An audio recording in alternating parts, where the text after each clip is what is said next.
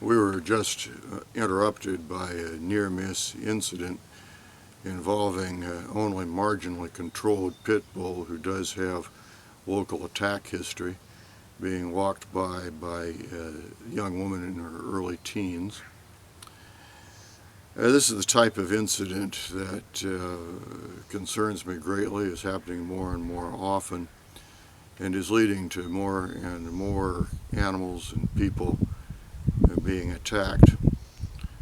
As part of my research, I began logging this type of attack in September 1982. For the first 10 years that I logged dog attacks by breed, I logged about as many over that entire 10-year period as now occur in any given 2 or 3 months period. We are now averaging more than 40 dog-related fatalities per year in the United States, about 3/4 of them by pit bulls. We are averaging about 650 permanent disfigurements inflicted by dogs, again about 75% by pit bulls, most of the remainder by dogs such as bull mastiffs, Rottweilers, who are also in the large molosser category. No one else has been tracking this kind of data.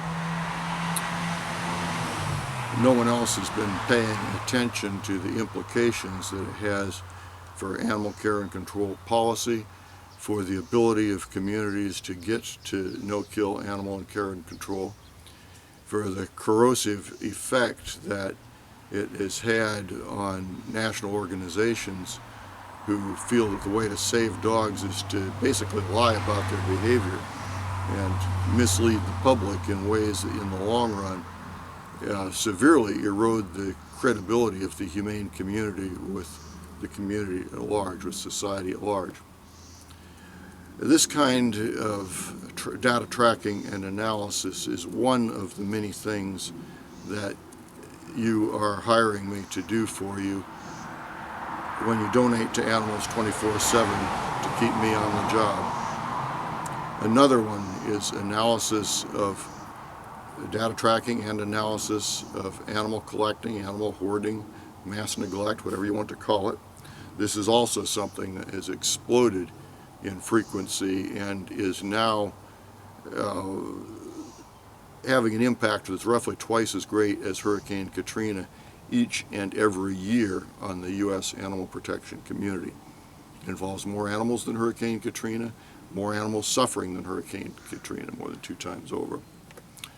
I also keep a very close track on what U.S.-based animal charities are doing overseas, whether they are really carrying out the kinds of programs and having the kind of successes that we would like to see, or whether, as occurs in some cases, they are missing the boat, misunderstanding the issue, misrepresenting what they are doing, and along the way sometimes harmfully competing with the young, growing indigenous humane societies of places like India, China, parts of Africa, Kenya, for example. When you employ me by donating to Animals 24/7, what you are gaining is a perspective of more than 45 years on animal-related news beats, nearly 60 years of personal familiarity with the work of animal shelters and humane organizations, because I grew up in association with that milieu. I first learned about the use of decompression to kill animals in the late 1950s. One of my first news stories was the decommissioning of decompression in Berkeley, California, one of the first cities to do away with it. I was on the set as an extra when Alfred Hitchcock made The Birds, becoming familiar with film monitoring and the use of animals in entertainment, those kinds of things in childhood. These have been lifelong interests, lifelong great concern, and I believe it is very useful to you to have that kind of perspective when you go to make your decisions about what campaigns to support, what groups to support, and so forth. I've visited well over 40 nations to do animal-related investigations, street dog surveys, wildlife population assessments, look into things like wildlife trafficking, the management of organizations, that kind of thing. And no one else can bring you that much background to help you make up your choices about what you are going to do, who you're going to help, how you're going to help them. We'll mention one other thing. This is my coffee. They say in journalism that you drink coffee before you get your article done. After deadline, you get to drink beer. I get to drink a lot more coffee than beer because it seems like I never quite get to the end of the work that needs to be done.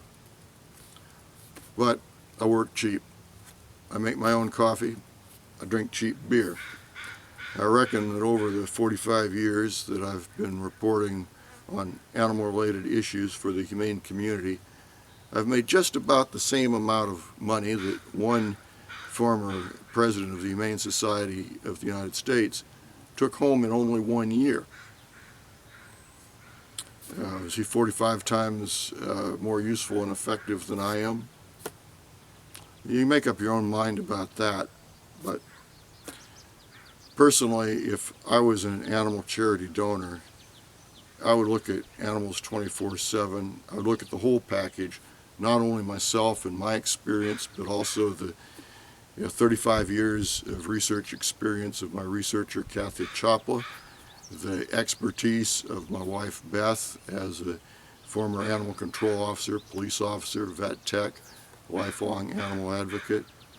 I look at the whole package of what this team brings you and how we've made it accessible to well over 1 million people worldwide at no charge, and I would say Animals 24/7 is hands down the best bargain in the animal protection field. Thank you very much.